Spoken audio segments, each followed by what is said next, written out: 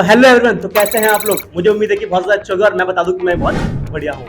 तो आज आपको जान करके बहुत खुशी होगी कि आज हमारे साथ बहुत ही स्पेशल गेस्ट जुड़े हैं जिन्होंने बोर्ड में टॉप किया है। 94.66% सिक्योर किया है। तो चलिए उनसे जानते हैं उनकी स्ट्रेटेजी के बारे में, उनको जो फेस करना पड़ा, डिफिकल्टीज का सामना करना पड़ा, वो सब जानेंगे और उनका पूरी जर्नी कैसे रही टॉपर बनने तक की पूरे चर्चा करते हैं। सबसे पहले उनसे जानते हैं कि जब रिजल्ट आया तो आपको कैसा लगा था, मतलब क्या माहौल था या क्या एक्सपीरियंस था, क्योंकि सडनली रिजल्ट आ गया था। ऐसा सीबीएसई ने अनाउंस तो करा नहीं था, वो सीबीएसई ने सडनली रिजल्ट भेज दिया। तो आप उस समय कहाँ थे, क्या हो रहा था घर में, पता भी नहीं था कि रिजल्ट आने वाला है और सडनली एकदम से धप्पा कर दिया सीबीएसई ने। तो लाइक कैसा एक्सपीरियंस था उस समय? जब रिजल्ट आया तो मुझे मेरे फ्रेंड का कॉल आया कि रिजल्ट आ गया है, तो मैं रिजल्ट चेक किया तो एडमिट कार्ड नहीं मिल रहा था मेरा। तो एडमिट कार्ड ढूंढा, उसके बाद फिर रिजल्ट चेक किया तो मतलब सही लगा, मार्क्स देख के अच्छा लगा। तो मम्मी थी मेरे साथ घर में, मम्मी भी बहुत खुश हुई। फिर मतलब रिश्तेदारों के कॉल आए, उनको बताया, वो सब भी खुश थे। तो जैसा कि हम लोगों ने सुना, इनका कहना था कि इनको सही लगा, सब खुश थे बट इनको सही लगा। तो एक बार जरा मार्क्स जान लेते हैं और फिर इनसे अगला क्वेश्चन पूछते हैं। तो इनके मार्क्स में आपको बता दूं, इनका ओवरऑल 94.66% है बेस्ट 4 का, जिसमें कि बिजनेस स्टडीज में 98% है डॉट, और इकोनॉमिक्स में 94% और इंग्लिश में 92। तो इस प्रकार से इनके मार्क्स और ये कह रहे हैं कि सही लगा। तो इन्हें शायद ये पता नहीं होगा कि इसमें ऑलमोस्ट 3 बच्चे पास रहेंगे 98% में, तो और इनको सही लगा। ऐसा कैसे हो सकता है? क्या आपको इससे भी ज्यादा उम्मीदें थी? क्या आप सोचे कि 98 नहीं 99 या 100 मार्क्स की उम्मीद थी आपको, तभी आप ऐसा कह रहे हैं? हाँ, मतलब जब मैं पेपर देकर आई तो मुझे लगा कि हाँ 100 मार्क्स आ सकते हैं, बट जैसे कि वो थ्योरी का पेपर था तो 100 किसी के भी नहीं आते हैं, तो ठीक था। तो आप हमें बताइए और हमारी जनता को बताइए कि 12th में आए तो आप 11th खत्म होते ही पढ़ाई स्टार्ट कर दी थी कि सिर्फ पेपरों से कुछ महीने पहले पढ़ना चालू कराए, कुछ दिन पहले?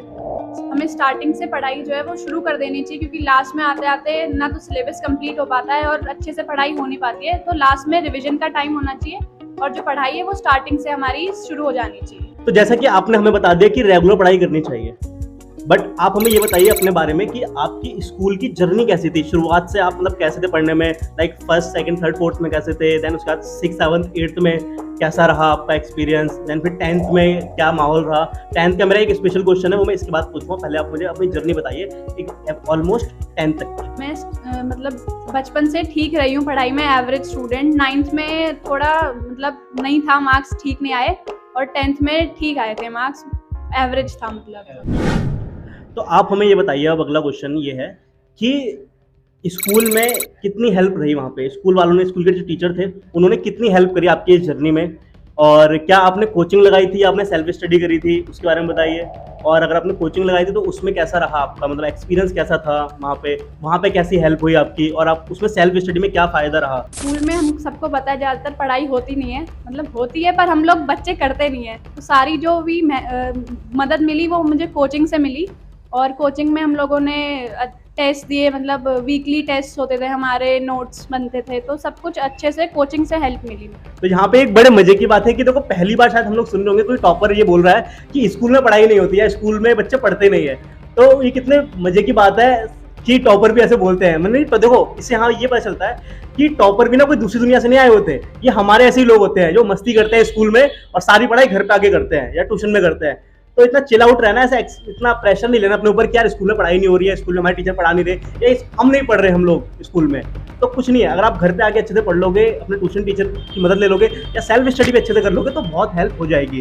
ठीक है, तो ये टॉपर का भी यही कहना है, स्कूल में चिल रहो, मौज करो, मस्ती करो आराम से, और थोड़ा ध्यान दो, अटेंडेंस पूरी रखो और बस एग्जाम में बैठ पाओ, इससे बाकी आराम से घर पे आके मस्त पढ़ाई करने का। ठीक है, तो हमें एक बात बताइए कि जैसे बच्चे ना ये सोचते हैं कि जो टॉपर लोग होते हैं वो हर समय पढ़ाई करते रहते हैं, पूरे टाइम किताबी कीड़े बने रहते हैं, कि मतलब कि हर सुबह उठ रहे हैं तो पढ़ रहे हैं, दोपहर में पढ़ रहे हैं, स्कूल में पढ़ रहे हैं, घर पे पढ़ रहे हैं, ट्यूशन में पढ़ रहे हैं, रात को पढ़ रहे हैं, 4-4 घंटे सो रहे हैं सिर्फ। तो क्या ऐसा करना जरूरी है, या तुम्हारी स्ट्रेटजी कैसी थी कि तुम भी इनमें से एक थी या तुम्हारा कुछ अलग सा था कि तुम एक्स्ट्रा एक्टिविटीज में पार्टिसिपेट भी करती थी, लाइक बर्थडे पार्टीज भी करती थी, पढ़ाई भी करते थे? तो ऐसा कुछ है क्या, कि या फिर जो एकदम से बाय डिफॉल्ट जो टॉपर का जो एटीट्यूड होता है वैसा वाला था? नहीं, मैं पढ़ाई के साथ साथ एक्स्ट्रा करिकुलर एक्टिविटीज़ भी करती थी, जैसे डांस एंड स्पोर्ट्स भी, और पार्टीज वगैरह तो मेरी पूरे साल चली हैं, तो ऐसा कुछ नहीं है कि मैं बिल्कुल पढ़ती थी, पढ़ाई के साथ साथ करती थी, तो सब कुछ साथ में चलेगा तो वो बिल्कुल सही रहेगा।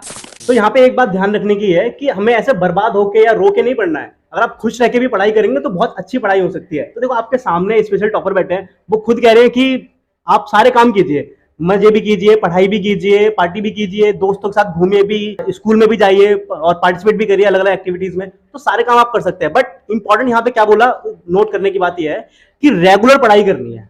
अगर आप सोचो कि आप एक दिन 10 घंटे पढ़ लिए और फिर एक हफ्ते तक आप कुछ नहीं पढ़ रहे हो और फिर 10 दिन बाद जाग रहे हो, चलो 6 घंटे पढ़ लिए, तो वो इरेगुलरिटीज इफेक्ट करती है। अगर हम रेगुलर 3-4 घंटे पढ़ते रहेंगे डेली और उसके बाद हम अपने जो एक्स्ट्रा एक्टिविटीज हैं उनमें पार्टिसिपेट करेंगे, तो हमारी पढ़ाई भी हो गई, हमारे बाकी काम भी हो गए, हम खुश भी रह लिए। तो खुशी से पढ़ेंगे तभी आगे बढ़ेंगे, अगर रो के पढ़ेंगे तो पीछे रह जाएंगे। तो यहाँ पे ध्यान रखने की बात बहुत जरूरी है। तो एक बात मुझे यहाँ समझाएगी कि रिवीजन तो बहुत से बच्चे करते हैं, ऑलमोस्ट सारे बच्चे रिवाइज करते हैं जिनका सिलेबस कंप्लीट हो जाता है। बहुत ही कम बच्चे होते होंगे जो रिवाइज नहीं करते होंगे, जो सिर्फ लास्ट में पढ़ते होंगे, उन पे ही भरोसा नहीं करते कि वो रिवाइज करके गए हैं। अदरवाइज बहुत से बच्चे रिवाइज करते हैं, बट लेकिन सब बच्चों के इतने अच्छे नंबर तो नहीं आते हैं। तो तुमने ऐसा रिवीजन में कौन सा ऐसा की फैक्टर या एक्स फैक्टर लगाया जिससे क्या हुआ कि इतना ज्यादा बेनिफिट मिला तुम्हें? तो इस रिवीजन में कौन सा ऐसा स्पेशल पॉइंट तुमने इम्प्लीमेंट करा? पहले तो वही 1, 3, 10, 21 वाला पैटर्न मैंने फॉलो किया। उसके बाद टेस्ट जो है बहुत इंपॉर्टेंट रोल प्ले करते हैं, तो टेस्ट देने बहुत ज़रूरी है। यहाँ पर हमारे कोचिंग में वीकली टेस्ट होते थे, एक चैप्टर के मोस्टली 3 से 4 या उससे भी ज़्यादा टेस्ट हो जाते थे। तो टेस्ट बहुत ज़रूरी है। और दूसरा है कि मतलब अपनी रिविजन खुद, सेल्फ स्टडी और टेस्ट, और जो मतलब यहाँ पर टेस्ट दिए वो घर पे जाके उसको एनालाइज करना, जो हमारी गलतियाँ हैं उसको सुधारना, ये सब बहुत इंपॉर्टेंट होता है। अच्छा, तो अब हमें ये बताइए जरा कि आपकी स्ट्रेटजी कैसी रही, मतलब कि कितना समय आप पढ़ाई में डिवोट करते, क्योंकि स्कूल होता था, फिर आपकी कोचिंग क्लास भी होती है, देन उसके बाद आप घर में कितना टाइम दे पाते थे अपनी सेल्फ स्टडी के लिए? और कोचिंग के बाद घर में सेल्फ स्टडी के लिए 2-3 घंटे हो पाते थे, तो उसी में सारे सब्जेक्ट्स वगैरह सब उसी में कवर करने होते थे, तो सब उसी में हो जाता है। तो देखो, जैसे 2-3 घंटे अगर हम लेके चलें एक दिन में, तो जैसे कि हमारे 5 सब्जेक्ट होते हैं, मेन हमारे जो 5 सब्जेक्ट होते हैं, तो अब उसमें क्या होता है कि 2 घंटे में 5 सब्जेक्ट पढ़ना तो इम्पॉसिबल है। तो अब यहाँ पे हम क्या स्ट्रेटजी लगाते थे, जिससे हम ऐसे पढ़ें कि हमारे ऑलमोस्ट सारे सब्जेक्ट कवर हो जाएं, या हम कुछ ऐसा लगाते थे कि यार कि आज 2 सब्जेक्ट पढ़ लिए, कल 3 पढ़ लिए, या आज 3 पढ़ लिए, कल 2 पढ़ लिए। तो इस टाइप की स्ट्रेटजी थी कि डेली 5 सब्जेक्ट पढ़ते थे आधे घंटे। डेली 5 सब्जेक्ट पढ़ना तो पॉसिबल नहीं हो पाता उस टाइम में। तो ऐसा होता था कि जो सब्जेक्ट्स मेरे पहले वीक है मैं पहले वो कर लूँ, और बाकी जो सब्जेक्ट बचे वो अगले दिन कर लूँ, या जो स्ट्रॉन्ग है उनको थोड़ा कम टाइम देके जो वीक है उनमें थोड़ा ज़्यादा टाइम इन्वेस्ट करें। तो ऐसे स्ट्रैटेजी बनानी होती है, वो अपने ऊपर डिपेंड होता है कि किसका कौन सा सब्जेक्ट वीक है और कौन सा स्ट्रॉन्ग है। तो देखो, अगर हम इस बात को ऐसे समझे कि इन्होंने हमें कितना बढ़िया पॉइंट समझाया है यहाँ पे कि यहाँ पर अपनी स्ट्रेंथ और वीकनेस को पहचानना होता है। तो और ये वीकनेस है ना, हर पर्सन टू पर्सन और बच्चा टू बच्चा वेरी करेगा।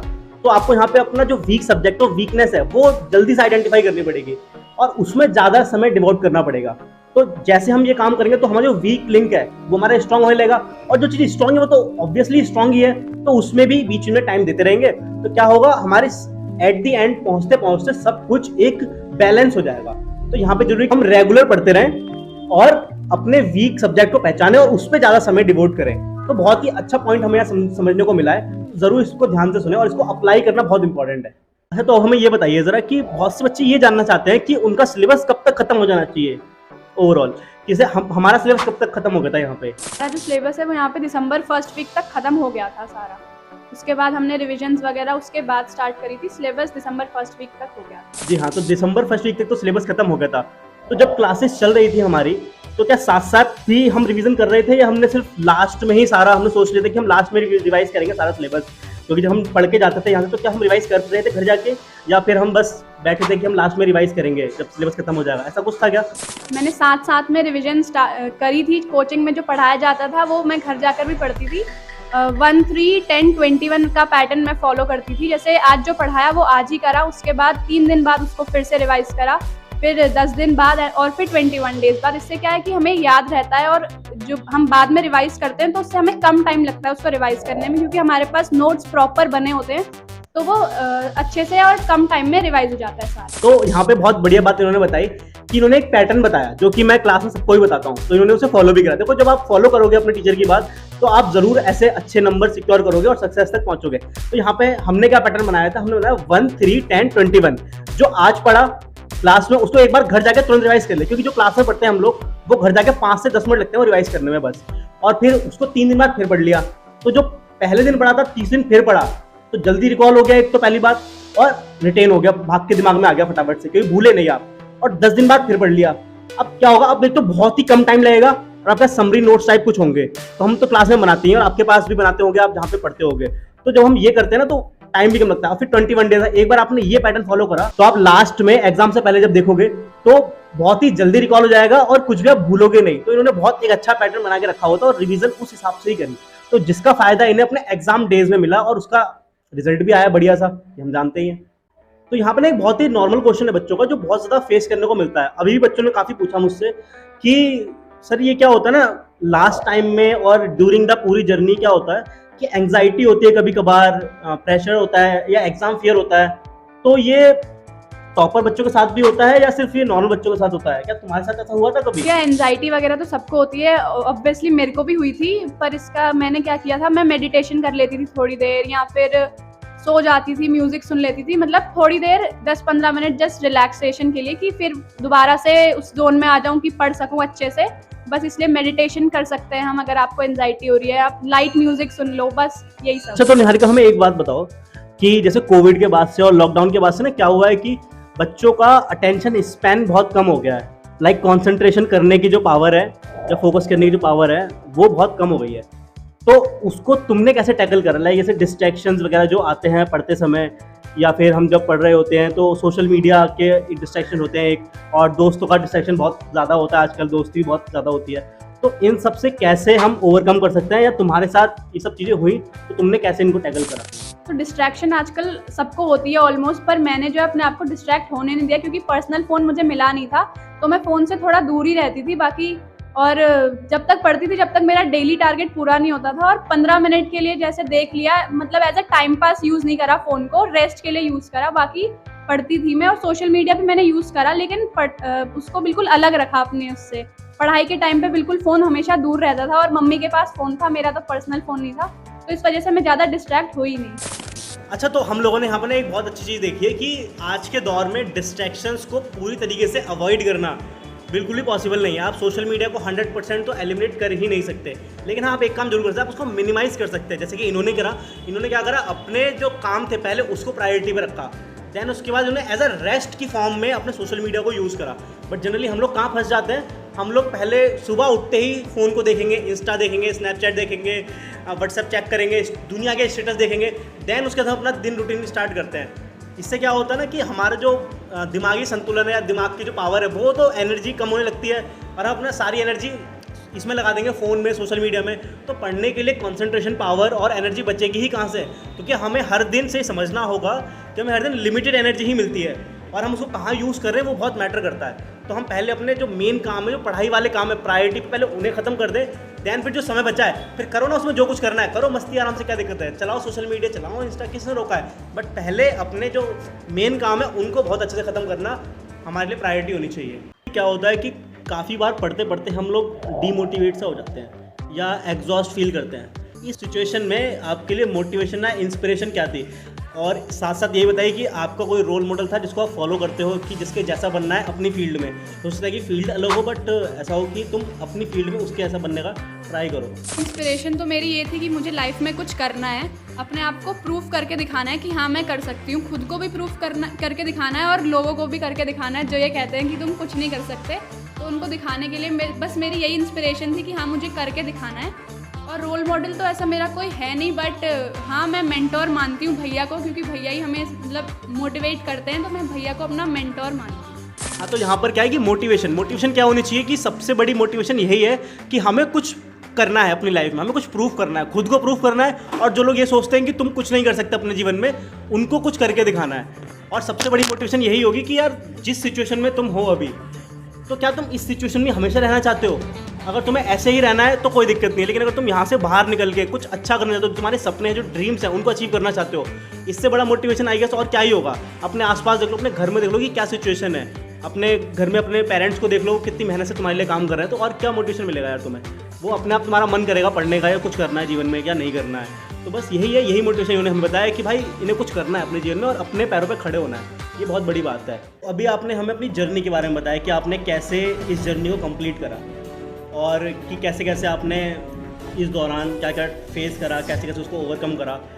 तो अब आप ज़रा हमें अपने फ्यूचर गोल के बारे में बताइए कि अब आपका फ्यूचर में क्या प्लान है या फ्यूचर में किस स्टडी को परस्यू करने वाले हैं। सीयूईटी के एग्ज़ाम्स दिए हैं तो मैंने सोचा है कि मैं कॉलेज के साथ साथ प्रोफेशनल कोर्स करूँगी, जैसे सीए करूँगी और उसके बाद मेरा सीएफए का भी प्लान है। बहुत बढ़िया, आपका अभी सीयूईटी का एग्ज़ाम हुआ है तो हम उम्मीद करते हैं, हमारी बेस्ट विशेष है कि आप अच्छे से उसको सिक्योर करें, उसमें मार्क्स और अच्छे से अच्छा कॉलेज आपको मिले और साथ में जो आपको प्रोफेशनल कोर्स करना है सीए और सीएफए जैसा, तो उसमें भी बेस्ट विशेष है कि आप ज़्यादा अच्छे से उसको परस्यू करें और जल्दी से जल्दी उसको अचीव करके दोबारा हमारे पास यहाँ पर आएँ कि हम उस पर फिर से एक बार आपका इंटरव्यू ले पाएँ, उसके लिए भी। तो अब एट दी एंड हमें ये बताइए कि जो आपके जूनियर्स आपको सुन रहे हैं तो आप उनको क्या एडवाइस या क्या सजेशन देना चाहेंगे, क्योंकि ये जो 12-13 साल जो हम स्कूल लाइफ बिताते हैं तो अब वो जैसे कि ख़त्म हो चुकी है, तो क्या आप उसको मिस करते हैं या नहीं करते, या उसको ख़त्म होने के बाद अब कैसा एक्सपीरियंस लग रहा है। तो आप इसके बारे में बताइए कि जो आपके जूनियर्स हैं वो क्या करें या क्या ना करें, ये जो लास्ट का 1 साल या जो बच्चे 11th में उनके पास लास्ट के 2 साल हैं तो वो क्या करें कि जिससे उनको ये टाइम बहुत मेमोरेबल बना रहे उनके लिए। स्कूल लाइफ होती है वो हमारी लाइफ का बेस्ट टाइम होता है, हमें उसको पूरा अच्छे से एंजॉय करना चाहिए और साथ में पढ़ना भी चाहिए। हमें बिल्कुल पढ़ाई के साथ साथ सारी चीज़ें करनी चाहिए। मेरी एडवाइस यही है जूनियर से कि स्कूल लाइफ को अच्छे से एंजॉय करो और पढ़ाई भी साथ साथ करते रहो। मतलब ऐसा नहीं है कि बिल्कुल पढ़ाई आप नेगलेक्ट कर दो, और ये भी एडवाइस है कि आप रेगुलर स्टडीज़ करो, लास्ट के लिए कुछ भी मत छोड़ो। लास्ट में जो टाइम है वो आप सिर्फ अपनी रिविजन्स के लिए बचाओ, बाकी पढ़ाई साथ साथ में करते रहो और साथ में फुल एंजॉयमेंट के साथ पढ़ाई चलती रहनी चाहिए। तो जैसे कि आप लोगों ने इन्हें सुना कि इन्होंने बताया कि ये आपके स्कूल लाइफ का लास्ट ईयर है और अगर आप 11th में हैं तो ये लास्ट के 2 साल आपको मिलने वाला है। तो आपको इसमें क्या करना है, रेगुलर पढ़ाई करनी है, जो जैसे कि इन्होंने बताया, रेगुलर टेस्ट देने हैं, रेगुलरिटी बना के रखनी है और साथ साथ अपने बाकी चीज़ों में भी थोड़ा टाइम स्पेंड करना है। ऐसा ना हो कि आपकी लाइफ बिल्कुल बोरिंग हो जाए, इंजॉय भी करना है लेकिन प्रायोरिटीज़ को अपना पता होना ज़रूरी है। तो अगर वो पता रखोगे तो सब कुछ बढ़िया रहेगा और फुल इंजॉय करना है। और 12th के बाद कोई एक्सपीरियंस आपका जो होगा उसके बाद तो आपके सारे फ्रेंड वैसे भी अलग अलग हो जाएंगे काफ़ी, कोई अलग करियर में चला जाएगा, कोई अलग कोर्स करेगा, कोई अलग पढ़ाई करेगा, कुछ लोग अलग अलग कोई बिजनेस करेगा, तो सब अलग अलग हो जाएंगे, इतना मिलना जुलना भी नहीं हो पाएगा। थोड़ा बहुत दोस्तों के साथ भी टाइम स्पेंड करना है, फैमिली के साथ भी टाइम स्पेंड करना है, तो सारी चीज़ें करनी है। और लेकिन प्रायोरिटी पता होनी ज़रूरी है कि किस टाइम क्या करना है, वो सबसे इंपॉर्टेंट है, उसके बारे में ध्यान रखो। तो आई होप आपको काफ़ी हेल्प मिली होगी, आपने काफ़ी कुछ सीखा होगा, आपको स्ट्रेटजी के बारे में थोड़ा आइडिया लगा होगा कि कैसे हम लोगों को आगे अपना प्लान करना है, उसको कैसे इंप्लीमेंट करना है, क्या क्या गलतियां हैं जो हमें नहीं करनी है, किन किन चीज़ों पे फोकस ज़्यादा करना है। तो ये सब आपको काफ़ी हेल्प मिली होगी इससे। तो अगर आपको अच्छा लगा है तो वीडियो को लाइक कीजिए, चैनल को सब्सक्राइब कीजिए। तो अगर आप लोग हमारे साथ जुड़ना चाहते हैं, हमारी कोचिंग के साथ जुड़ करके अपनी तैयारी को और अच्छा करना चाहते हैं, तो यहाँ पर आपको कॉन्टैक्ट्स दिख रहे होंगे, तो आप हमसे उसके थ्रू कॉन्टैक्ट कर सकते हैं। तो हमको पूरी की पूरी इन्फॉर्मेशन वहीं डिटेल में प्रोवाइड कर देंगे। और इसके साथ हम मिलते हैं अगली इन्फॉर्मेटिव वीडियो में, तब तक के लिए चैनल को सब्सक्राइब कर लीजिएगा।